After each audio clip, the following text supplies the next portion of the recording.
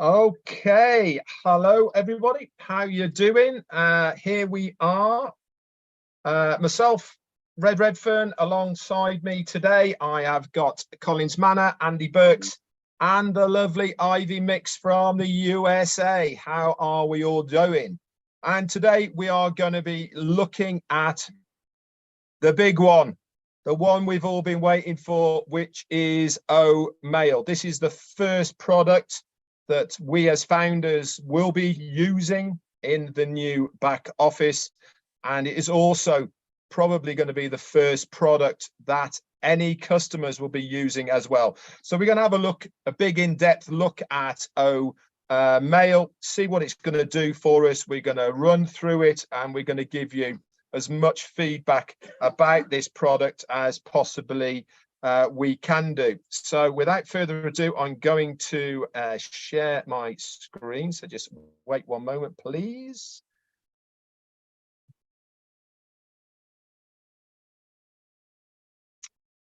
And we're going to go straight over to the website.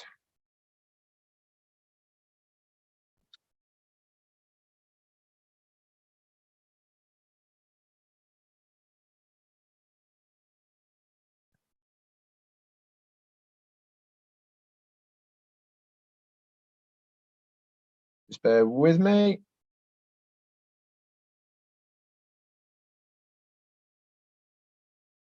There we go. Okay, so all this information is coming from the official website of OnPassive. There's no mystery about any of this at all. And we are going to be looking at our very own Omail.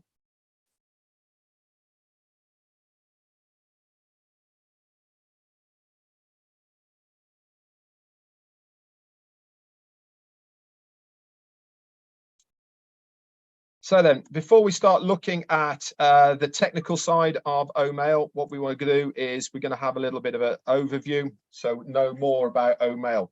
Omail is a web email platform created by OnPassive. The platform enables the user to exchange communication and gives them a unique experience of communicating effortlessly.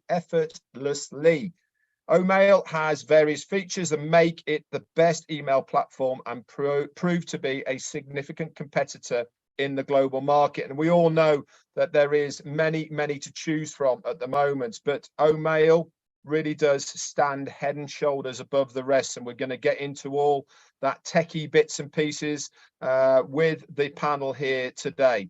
It has AI technology in the domain-based Omail and has intelligent features like ultimate storage, online and offline calendars, integration and email synchronization across multiple devices, import contacts and addresses from existing email addresses to the name a few from the platter of various features and offered by the email platform. Moreover, Omail users are given many options to create an email, customize it according to their preferences, enable notifications across multiple devices, schedule emails, and a lot more. Omail strives to provide the best experience to its users by providing them with the latest updates in the email platform, creating existing and long-term relationships with the users. And as we well know, this is actually a very important part of what OnPassive is doing as a whole, okay, is to make sure we have that retention of the customer base. So Omail is skillfully designed and universal web mail for business, capable of managing an ultimate number of mail accounts from various providers, allowing for smart push notifications and group emailing while enabling personalization across multiple email accounts. So it really is not just for the personal user, it is also for business users as well.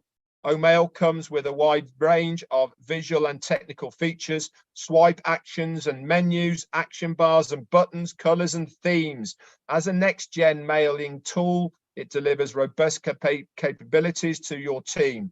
Omail data centers have top-notch security and surveillance with a reliable 99.9% uptime. I mean, that is pretty amazing that we can manage to stay up online with the amount of users that we are going to have in Omail. Omail domains-based email has integrated calendar that automatically syncs your events and updates it on the fly. Plan events, invite your contacts and set reminders with unmatched ease. Setting your calendar has never been this easy, allowing you to find the perfect balance in planning your daily and weekly schedules. Loving it already. So we're going to start running through some of the features here. Unlimited storage, as we said in that write-up, that is already there. Access online and offline calendars. We can also sync emails across multiple devices, import contacts from any of your existing email contact lists that you have had already, and also customize and enable notifications. So let's have a look then at the FAQs. We'll start running through these, and then I'm going to throw it out to you guys, what this means to you about Omail itself and what you are looking for in a mail platform. Now, we all have choices, and this is the reason that you guys are here today, is to give us your view of what you are looking for in a mail application. But before we do that, there is a few technical parts that some of you guys out there might actually not know. You might see them on your email. You know they're there. You know, how many times do we look at things in front of us on emails, etc.? It's got writing, it's got abbreviations, but we actually don't really know what they are, do we? So some of this content here is going to help you understand a little bit more about what you are seeing on that email when you are making it. So what does CC and BCC mean? So CC is a carbon copy, whereas BCC is a blind carbon copy. Now, I know what this means. I definitely know what Collins knows what it means. So I'm going to hand over to Collins. So Collins, can you put this into layman's terms for us, please? Yes, right. Just thank you very much for giving me the opportunity to come again and to discuss about Omail. Yeah, we're talking about CC and BCC, which is the carbon copy, which stands for CC. And just for instance, so if I send an email in a layman term, I said, okay, I want to send this email to Red, which is the recipient. I said, okay, all right, I want to copy Andy Berg, which is CC. What will happen? Red will see that I've sent this email as well, copy Andy Berg to that email. So it gives you that visualization that this email has also been sent to XYZ. So Red, who is the recipient, will see, and most companies use that because sometimes you send it and you said, okay, I want multiple users to see that, understand that I've sent this email to this particular person. Now, when you talk about BCC, it's blind copy. So if I send, for instance, the email to Red, and I don't want Red to see that I've sent this email to Andy, I can select BCC, which is a blind carbon copy of that email. So Andy will know that, okay, yes, I've sent this email, but two of them will not really recognize that this email went to this. The recipient will not even see that the email went to this particular person. Okay, thanks very much, Collins. We're going to move on now.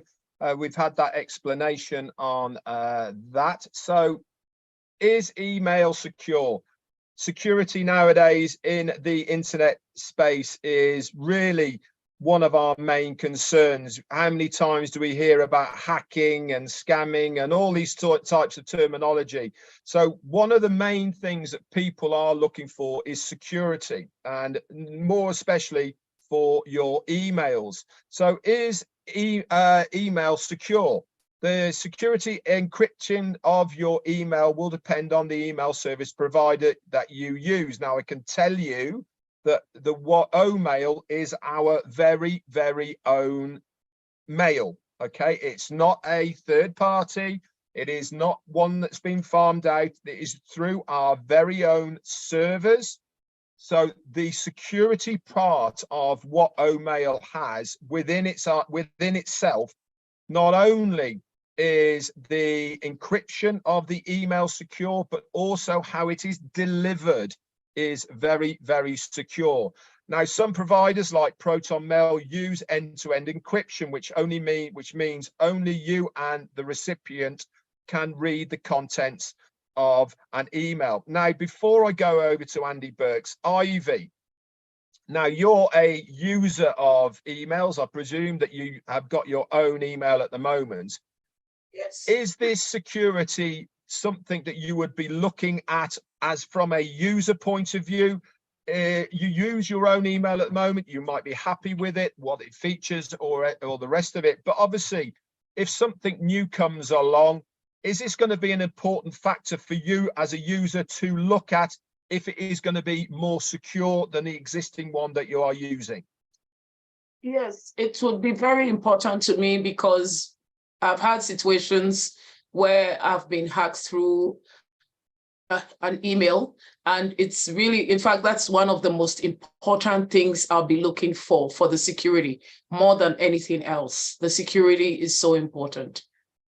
Thanks very much, Ivy. I mean, it is so important nowadays, isn't it? I mean, we hear these stories, but from a business point of view, Andy, I suppose security is really right high up there on their agenda. Absolutely, Red. Let me put this into perspective and give you an indication as to a financial services company. Now, we would send, or the company would send out statements to their clients. Now, it's extremely important that those clients get that information, and it's therefore the system at the moment means that they send 2 or 3 emails out, one with a PDF which is locked, and then another email with a password that you have to go through. This is time consuming. Now, if you've got an end-to-end encryption by saying to your customers, look, come on to Omail, we're going to send you a statement that you can look at, no problem at all. You're part of Omail as well, and therefore I don't need the password. I don't need to get a password for the PDF or for the file that I'm sending through. But the other huge thing about it is that it means that the network builds. And as that network builds, the companies can use OnPassive for so many other things as well. But yes, security is a massive issue for us, and it would be a massive time saver too. Yeah. Thanks very much, Andy. So what should I do actually if I do get hacked? Now, this is a very good question. A lot of people get very nervous, don't they, about this sort of thing. Well, obviously, the first thing to do is to change your password, because it means that somebody somehow has got your password. You should have a separate and authentic password. It should be easy to guess, I remember, and it should be used for other emails. So, Collins, I know that there is a recommended time that people should actually change their password on a regular basis. Can you give us some more information about this? Yes, right. Yeah. So it's always advisable for you to change it. Some companies will say changing once a month. Some will say changing once every 3 months. And sometimes I always based on my own way I do things, when I'm not really comfortable at it, I can change my password. So sometimes I just feel like, no, there's something really fishy. I just go about and change my password straight away. But the recommended time is change it every month, every week. And whenever you notice something fishy, just go ahead and change it. Some company will even prompt you and just ask you to reset your password. Some will give you every month, or after every 3 months, they will ask you for a password reset, which is a good thing. It's just for security reasons. Thanks very much, Collins. And Ivy, I know you're probably like me, just a user of emails, and rightly or wrongly, we've probably got the same password for many things that we do online because it's the easiest thing to do. But having the security, knowing that it's going to be a lot harder, that's got to be a good thing, I would imagine, isn't it? That we don't have to worry so much about it with Omail because of the encryption of having our own servers. It makes us feel a lot more secure. And as you rightly said before, that that is your number one thing because of what has happened before for you. Just talk to us a little bit about when you did have that problem with your email. Did you have to go through a long-winded process to secure yourself once again?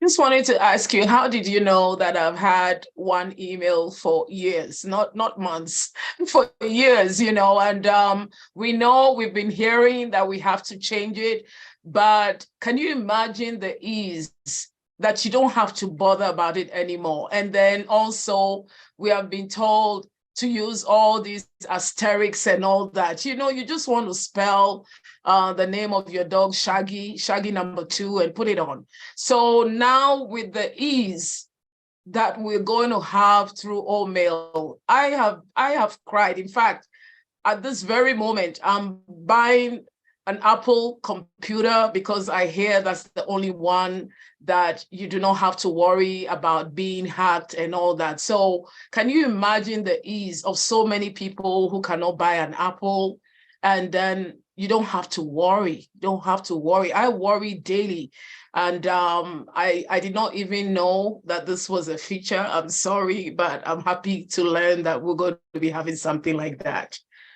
That's absolutely fantastic. Thank you so much for that. Now, obviously, a lot of these questions are related to all emails that are out there. That isn't specific to Omail, but we're just going to run through these first, and then we are going to run through some of the features of what Omail are going to give us as a user, which is really what this whole presentation is here to do. But I believe that it's important to explain some of these things now for you, the users out there. They're probably things that you probably didn't even know had anything to do with your email. But as they say, knowledge, is a good thing. And the more knowledge you have, then the more chance you have of knowing what is going on. So when we are setting up emails, they run on different systems, and as we've got here, we've got a thing called an IMAP and a POP3. So we're going to have a quick little look at this and explain what the differences to them are. Now, a POP3 and IMAP both are incoming email protocols, and in POP3, email gets downloaded from the mail server to the devices, and the identical mail is then deleted from the server, and here there is only one copy of that mail available on the device. Now, Collins is nodding his head vigorously here because he knows all about this. This is where Omail comes into its fore. Now, we have already just said that it is a dedicated email only for OnPassive. Okay, that we know about. And hang on, transcript live. I'm going to put that on now. Just wait 1 second, sorry. And see if I've got the transcript. If not,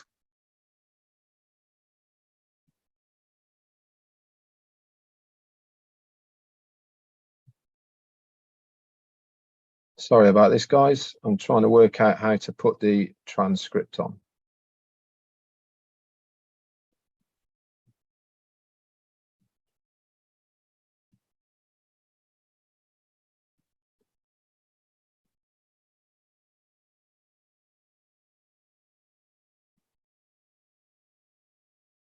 No, sorry, I can't work it out, Lynn. I'm afraid at the moment. So obviously with Omail, we have got our own servers. So it's not a question of we are using a third party where we are sending a mail to somewhere else. It goes to them and then it goes down to the recipient. Everything is in-house that we are using. So Collins, just explain a little bit about the POP3 and the IMAP, and then also go into why we are going to be so different with having everything in-house and using our own service, please. Yes, thank you, Red. Yeah, as you just said, the POP, which is the Post Office Protocol version 3, and we're having the IMAP, which is the Internet Message Access Protocol. So they are two different. So as you already said, we've already mentioned it and defined it here, where you have just one device, and you normally with the POP3, it's just the server, because you're accessing that email on a single device. So you access it on a single device. So most of the information will be deleted from the server and you just have it downloaded on your device. The advantage of the POP3 is that you can have large amount of emails, which is correct. But again, you can have large amount of emails to access them. And again, to those who have low internet connectivity, they can still read their email online without any problem. That's one of the benefits of POP3. But with iMac, you can access that email on multiple devices. So with that, the email is still stored in the server, but you can access it on your mobile phone, you can access it on your tablet or any other devices. But as Red said, we already have in-house server and everything.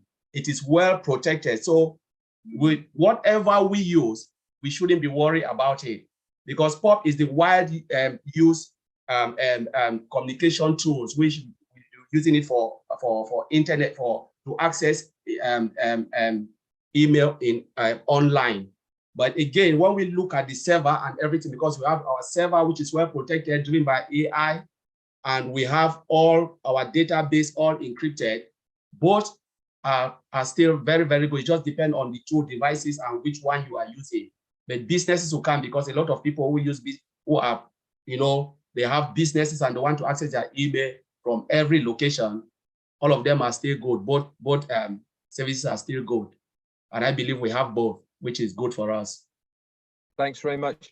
Now, we're going to go on to our email addresses case sensitive. Now, I always thought they were, back in the day, and Ivy, if you've had your email for as long as I probably have had mine, I can remember in the early days, everything had to be in lowercase. Now I'm going back to the 90s now. But obviously that's all changed now. You can have lower and upper capitals now and all sorts. It's not case sensitive anymore. And irrespective of how you type it, that email gets delivered. So with any email provider, I believe that is true. And with Omail, that is going to be the case as well, as far as I'm aware. Let's move on then to a couple of other things which I picked up on here. As far as our email of Omail is concerned here. Spam. Now, why do some emails go to spam? And the main reasons emails go to spam is that the message may contain several links or many receivers in that BCC section that we talked about earlier. Now, spam is a huge problem with everyone's email. I don't know about you guys, but certainly I spend a couple of minutes every single day deleting some sort of spam out of my email folders. Now, Andy, from a business point of view, if you were offered a mailing system that was completely spam free, would that be something that would interest a business? Oh, absolutely, Red. When you have an in-house server for the email system that you get, as soon as it's linked to something that you've requested from somewhere, all of a sudden you're inundated with spam. And most of the companies that I've worked for don't have a spam box as such in their email system, but we still get lots and lots of emails that you've got to try and trawl through and work out which is which and get rid of the ones that aren't, and then somehow find a way to block them from ever coming again, because you wake up in the morning and there's 600 emails, 400 of which are nothing to do with you. So absolutely, it's a time saver for a start. Thanks very much. And Ivy, for you as well, you're a user, a personal user, the same as I am, of emails. Do you get a lot of spam into your existing ones at the moment? And if you were offered another mail provider that can guarantee to be spam free, would this interest you? Absolutely, I'll run for it, because now even when you block the spam, you find out that I don't know how they find another address or another way to send you another message. So it's nonstop. So it's very, very essential that I do not get any spam in my email.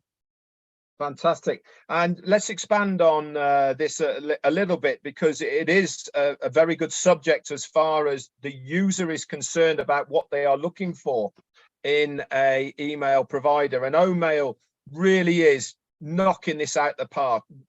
Omail will guarantee to be spam free. Now you're probably thinking, how can they guarantee it to be spam free? Because it is going to be on an approved basis. Now, every time that anybody sends a mail to Omail, you decide to approve it or to not approve it. Okay. And that means that if you don't approve it, you will never get another email from that email address again. But if you do approve it, it means that you are happy to receive mail from that recipient. No other email provider has this type of system. It is unique and only proprietary to Omail. And I believe that it's going to be taken up by so many people because of this unique feature to guarantee having a spam-free webmail service that you could rely on. Not only that, there is other features as well within Omail. You can automatically have designated mails go to designated folders within your email client. Now, when I receive emails at the moment, I have to physically transfer them into a file. Now, I know, Andy, from a business point of view, if you can pre-select various emails to go into different folders, how much time consuming would that, it would take out a lot of time for that individual and the company, because it would go straight into that folder. When you're limited for time, Red, what you do is you break down your requirements, your daily needs in A, B's and C's. So A's are the important ones, you need to deal with them straight away, B's and C's. When you've got your emails sorted out into a system that says, I'm going to receive them in these various files, you'll know as they go into the files exactly which ones need to be dealt with, A, B and C. So it's a time saver. And the fact that it's not going into one folder and then you have to, like you say, move everything, again, it's a time saver. We spend so much time wasted running around dealing with emails and telephone calls, and half the time it's wasted time purely from the point of view that it was not necessary. So if we're able to split these things into the relevant areas that we want them to go straight away, oh my God. Fantastic.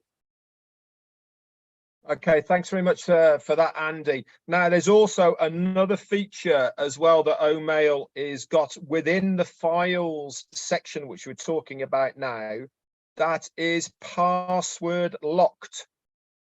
How good is that for security? Not only are we saying we have one of the most secure mail providers out there, but we're also saying that you can actually have a recipient going straight into a locked file. Now you're probably thinking, well, why would I need that? And mainly the main reason for that is every single place that you work or in your family, there is prying eyes. And if you have sensitive information that you want to be secured, that people can't read it, for instance, if you leave your device and it's still open, they can go to there, then you can have that email from your bank, for instance, from your job or where it means goes directly straight into a locked file. Now, before I go to Collins, Ivy, if you had one of these folders that is locked and you wanted to set it up to receive emails directly from your bank or from your employee that nobody else could get into it, That's got to be a lot of peace of mind, doesn't it? It will be. It's amazing. I didn't know. Now I'm getting more interested because I've had those kind of issues. So I would really like that. And Collins, obviously, you do the technical side of a lot of these. This is what you are. You're a tech guy. Now, to be able to set this up in the first place, to have it within a mail provider, that must have taken a lot of work just to get that one feature in there because of the coding that needed to go into Omail just to have that one folder password locked. You know, these guys, they know what they're doing, don't they? Really, yeah, Red, that is really true. It's really, you know, a lot of work going through because you need to take into consideration other functionality before you build it. So by the time you implement that and you integrate it within that structure, it can break a lot of stuff, can just destroy a lot of work that you've gone through. So it's a really thoughtful process, how you will build that, how you integrate it, what type of APIs you call in, the database structure that information is going in. It's not just like simple lock you see, but everything is just going seamlessly from one end to the other. And to make sure when you integrate it, it becomes successful when you're using it. So it's really massive work for to do. Thanks very much. Okay, this next one is where actually are emails stored. Now, we talked about POP3 and IMAP before and how those all worked, but this depends on what your provider has. Now, normally they are either downloaded onto your computer and that's where they are. They're then wiped off a server, or in fact, some of them actually store them online on a server. So what does Omail do to make it stand out from the crowd? Like we've said before, with Omail, we have our own dedicated service in-house. This means that they are not, nobody else are using those servers. We haven't subbed them out or anything like that. They are dedicated servers just for Omail and OnPassive. It also means that the only way that people can access their Omails is to be a member of OnPassive. It is a requirement.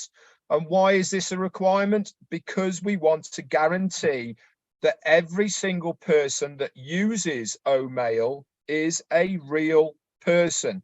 Now, this brings me on to the next part of what I wanted to talk about with Omail with you guys. Knowing that anybody who sends anything from Omail, so it's omail.ai, and you receive it from omail.ai, it's comforting to know that that is a real person that has been verified by OnPassive, that they are not a bot, they are not a spammer, they are not a hacker or anything like that, that they are a bona fide and real person.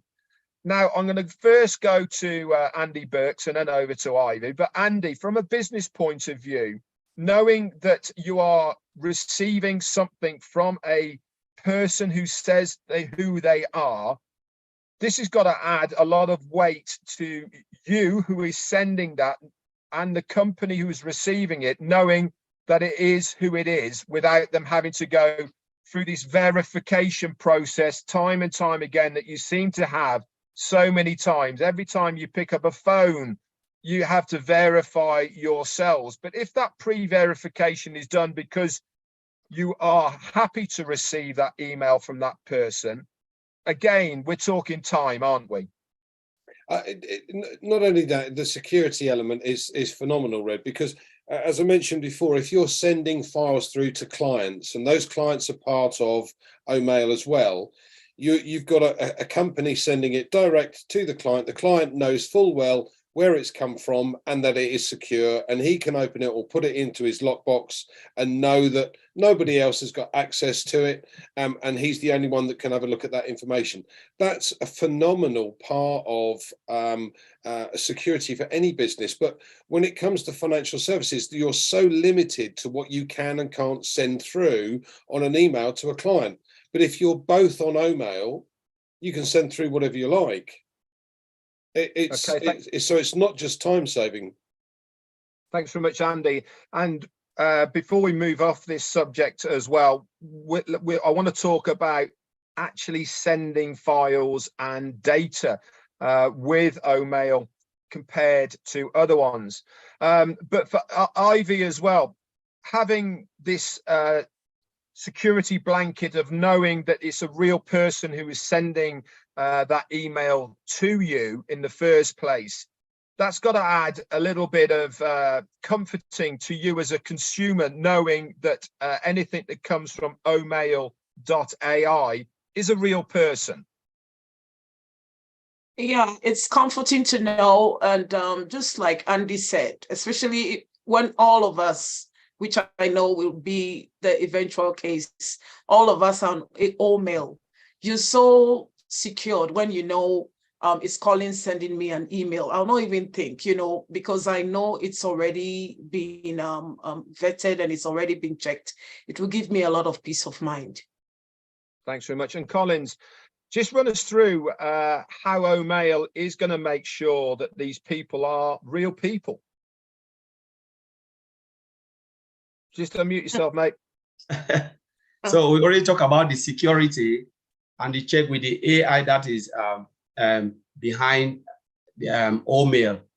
So as you move down the line, we know every record is stored in the database, and there is no way, no matter what you are doing, you think they will not check, because the system is there, is automated, and is driven by AI. So whatever you do, it is already there. They have log files that can check this. They have a lot of mechanism within Omail, because whatever you do from the front end, it goes to the database.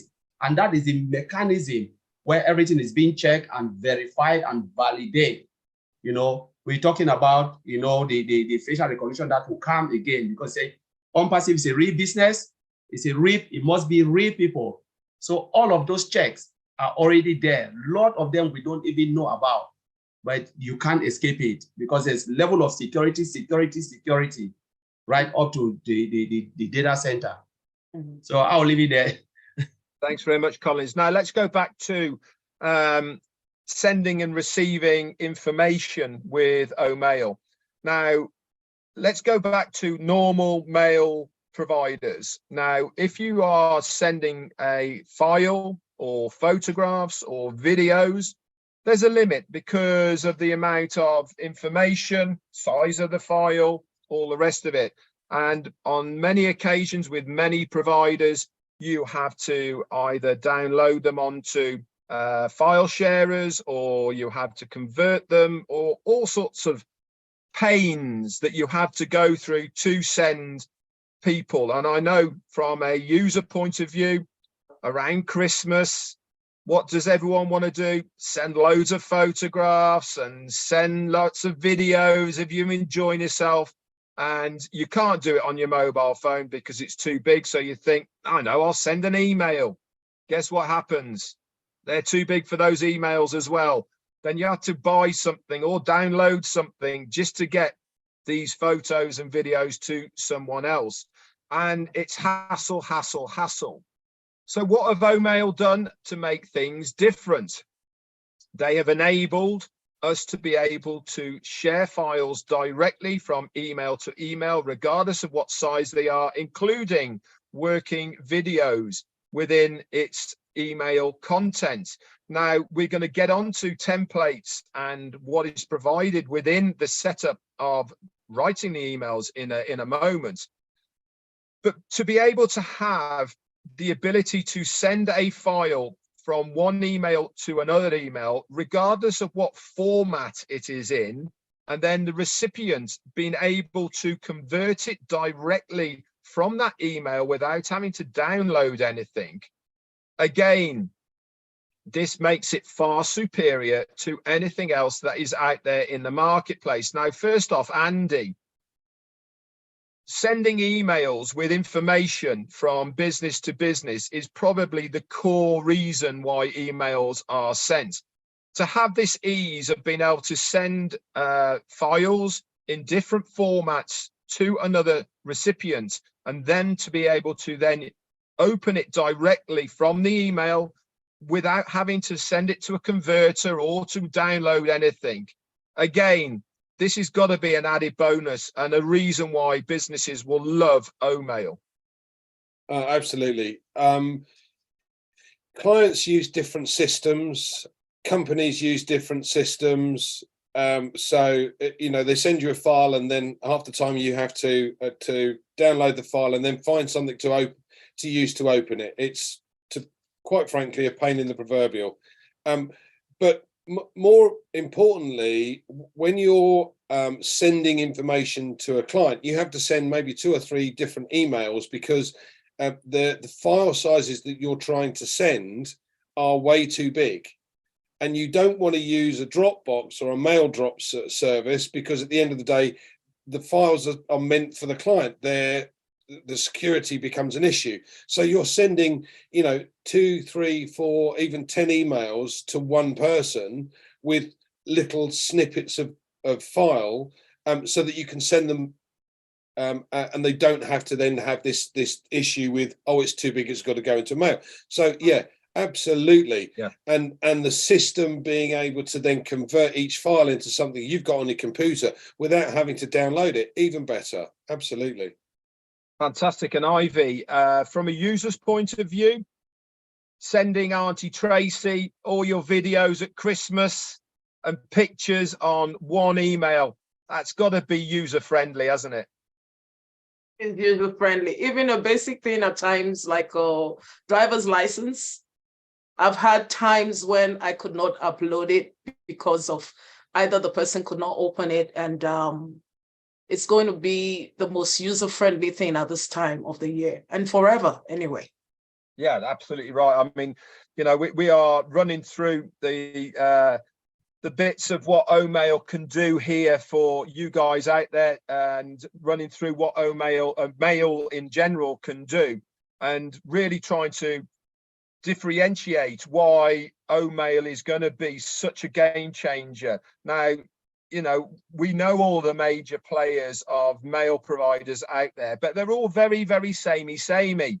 Yes, Proton Mail is end-to-end encrypted, and that does stack it against the rest of it. But again, with that, you have to pay.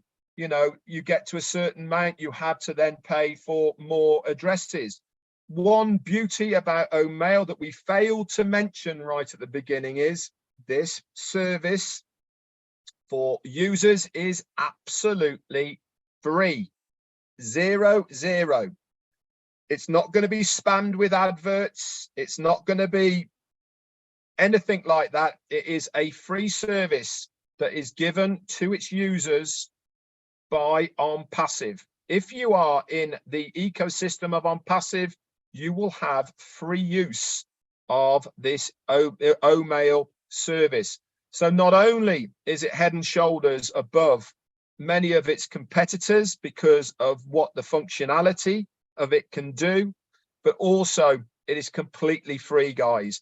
And I was reading reports that they are looking at charging mail providers out there. I won't mention which ones, but in the coming months and years, just if you had a free version, then you have to upgrade and you have to pay. So let's move on then now about mails in general. Do emails expire? That's a very good question. Some email providers have the facility where individuals' mails can be expired after a particular time. Now, with Omail, I believe that they have the functionality of exactly the same. You can prerequisite how long that mail will stay on in front of you. So Collins, just talk us through a little bit about how this works, please. Yeah, yes, right. That's a good question, because one of the things we are looking is the space within our server and the data and the database. So for instance, you keep mail that you cannot keep a mail in a certain number of years, or say 10, 15 years to come, and you want to retrieve that mail. Some provider will not give you that. And I believe it will seem like OnPassive. They will give limited time, because remember, we're talking about space here, volume, number of users. So there will be limited time in order to save space within the database and the servers and everything, so it can run smoothly. Thanks very much for that. Okay, here's an interesting one: is can emails be unsent?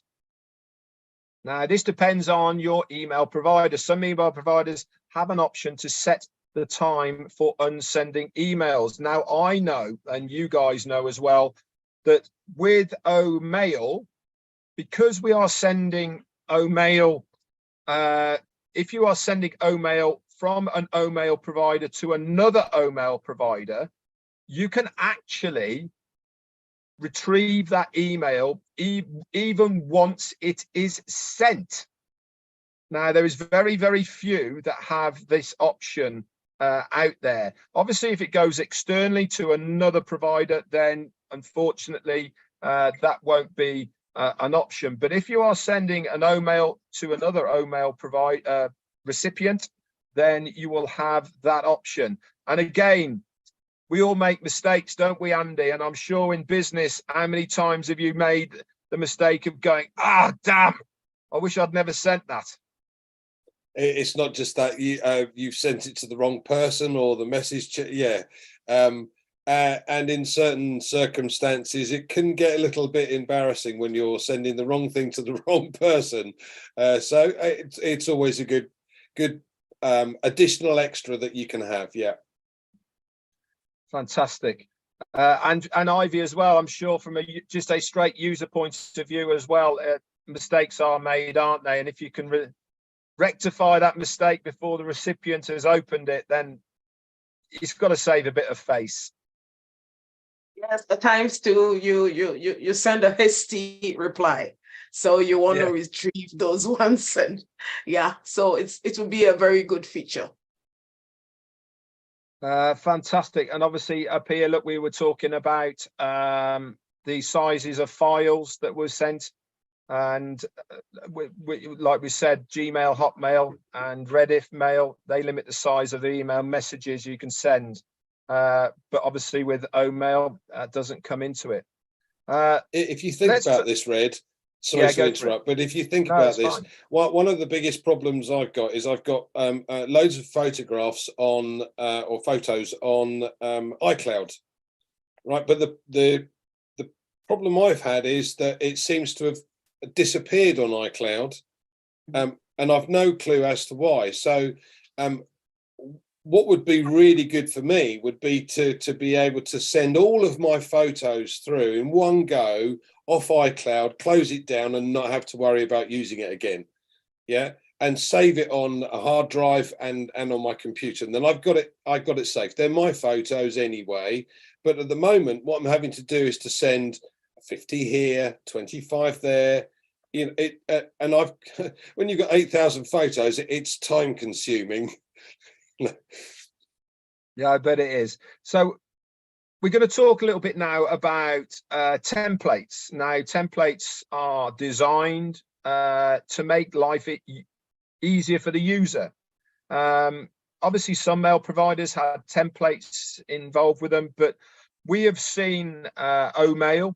We have seen what it can do, and there is an awful lot of templates there for the user that we can use to make our lives easier. We can just add personal parts to it, but the initial templates are there, and you can actually make up your own templates and to save them so that you can reuse them all the time. Now, first of all, I'm going to go to Andy Burks here from the business perspective of templates. Now, I certainly know that in the business world, when you are sending out generic emails to clients for various reasons, you have to have this great big list of different templates and all the rest of it. And with OMail, if they have designated templates ready to do for you, if you have a drop down and you can select your business or occupation and they're all there, again, if they are done for you before you get there, then again, isn't that going to be something that customer businesses will be looking at? Absolutely, Red. What I've had to do in the past is create Word documents with the templates, with various different templates for each required email that I'm likely to send. So I may have a library of Word documents, probably about 25 to 30 different ones. So I have to open the right Word document, then copy paste it into the email. Oh my word, if we had the template facility, it would be so much easier. Click on the template, thank you, it comes up, sign it, bye, bang. Yes, time, everything about business is time saving, particularly with financial services. If you think about it, the only time a consultant will make money is if it's in front of a client. The rest of it is work that has to be done, but it's time wasted. The more time you can spend in front of a client, the more opportunity you have to earn money. So anything that allows a consultant to save time would make them more money. Absolutely. Fantastic. And I'm going to go to Collins in a moment. Ivy, having templates, we're not talking just business here. They have happy birthday templates. They have congratulations templates with all of the moving bits and pieces already done for you. If you just put your name to it and send it to whoever you want to send it to, not only does it look good, but it also has a very personal effect, doesn't it, to the person who's the recipient of that email. So is that something that you as a user would use, do you think, or is it not your thing? I will overuse it because and because we always think it's meant for great people like Collins and the tech people, they are too techy. So if everything is made simple for us, I would overuse it. Yeah, I agree with you as well. I think that people, I mean, above all, I think people are going to have a lot of fun with Omail. Everything's been set up for the user. In fact, every single product of OnPassive is set up with the user in mind. Everything is there in front of you. You don't have to navigate off. It is all there in front of you to be used. And I believe that when we get hold of Omail and it's available to the customer as well as us as well, we are going to have so much fun with it. It really is going to be great to see it. But it's not just stopping there, is it, Collins? Even though we know what Omail can do for us right now, we know the features, we know how it's all going to work. The tech guys who have designed Omail, they're not going to just stop there, are they? They're going to continue.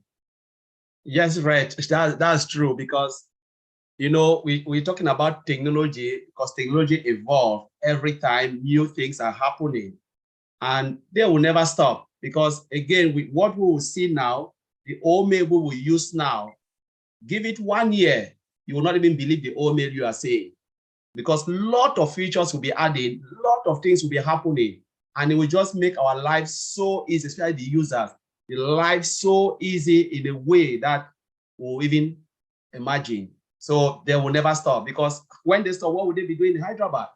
You just have to keep on improving, bringing new functionality, integrating them, whatever it takes and whatever the user wants, they will do it within Omail and other products. Fantastic. Now, here's a fantastic feature that Omail will have as well. And I know myself definitely will be overusing this one, is how to enable automatic spell checking. Now, with Omail, you'll be able to go into the options tabs and then click always check spelling before sending. Now, I have had to download grammar and spell checks onto my computer so that it does this for me, but it's actually not part of the mail provider. But having this ability for the mail to check the spelling and grammar before it gets sent, it's certainly going to give the right impressions, and impressions count in business, don't they, Andy? First impressions are lasting impressions, Red. So at the end of the day, if you don't make the right first impression, your business is dead before you start. And the number of times I've received emails that are with misspellings, I can't tell you. And it doesn't look good when you're trying to be professional, especially in front of a new client. Absolutely. And Ivy, from a personal point of view, you know, general users aren't necessarily good spellers, good at grammar and all the rest of it. But if you have an automated AI device working in the background just for you to make you look really good before you send that email off, that's got to be a winner. It's definitely going to be. Can you imagine one day my own name? I put two V's. I didn't see, it was a quick one. I was so embarrassed, and I wish there was a spell check just for my name. So I think that all of us would agree with it, that we don't know how to spell. We've been out of school for so long, and some words, you know, just the I and the E's, we get mixed up with it at times. So if we have the spell check, it will be really good. Fantastic. Now it also doesn't help if you're dyslexic. This is also very true, mate. Yeah. So we're going to go on to the last topic then before we wrap this one up on Omail. And we're going to look at how to search for text within a message. But I'm going to expand on this as well about searching within your email as well. Now, you can open the message and press F4 to bring up the search dialog box and click and find and enter a new search criteria. Now, we know with Omail, for instance, that it has full search capabilities within your own email client. Now, I know I use it all the time now within my own email, but if it is AI driven and it's going to help you, as soon as you start typing, it's going to automatically bring up words, etc., like this again. You know, this is going to help on the time consuming. So first off to Collins, the technical side of, can you explain to us the technical side of how this searching works within an email? Yeah, so we have something like partial and full search functionality.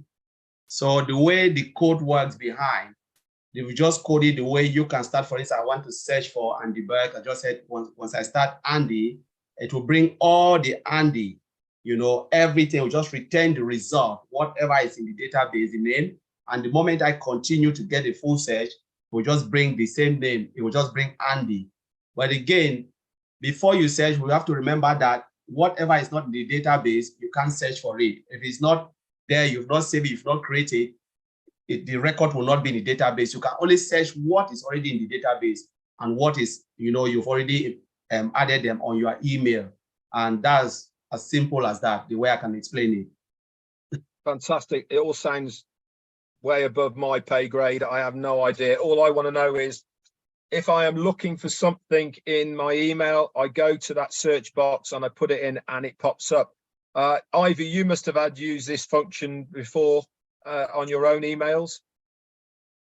Yes, at times I do need it. At times I just remember one word or like a topic. And to scroll through emails I received 5 months ago, it's an impossibility. So you just type in, if you were talking about chicken, or you were talking about some recipes, or you were talking about any business, I just typing it in. If that is going to help, that would be a great feature. Fantastic. And last off then to Andy, as far as the business is concerned, businesses get thousands, hundreds and thousands of emails every single day onto their servers about all sorts of things. To have this searchability, to be able to pinpoint what mail you are after, that again makes you much more organized. Oh, absolutely. But if you're able to put in a text as part of the from the email itself that you've sent or you're looking for, well, yeah, absolutely. Everything is down to time saving, Red. Thanks very much. Okay, guys, then we've come to the end of this session on Omail. I hope it's been informative to all of you out there, not only to run through what mails in general do, but also what Omail can do for you. If you are not a OnPassive user, Omail will be with you very, very shortly. Keep checking onpassive.com, okay, to get your hands on your very own Omail. You will love what the features are. You will love the functionality of it.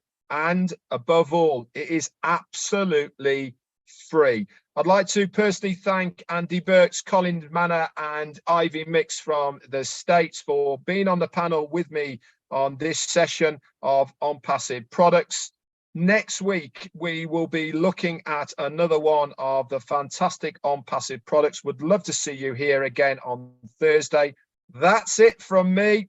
Have a very good day, evening, wherever you are. Bye for now.